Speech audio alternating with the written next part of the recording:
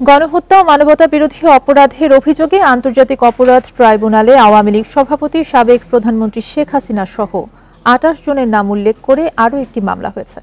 এই মামলায় মোট আসামি ৫০০ জন। ছাত্র আন্দোলনে নিহত শাহরিয়ার হাসান আলভীর বাবা মোহাম্মদ আবুল হাসান সোমবার এই মামলা করেন। New Zealand dairy excellence in quality.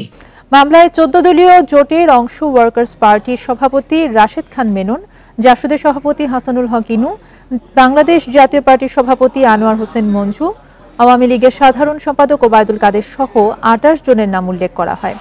অভিযোগে বলা হয়, ছাত্র আন্দোলনকে সমূলে বা আংশিক নির্মূলের জন্য সংবাদ সম্মেলন করে উস্কানি দেন মামলার ১ নম্বর আসামি শেখ হাসিনা।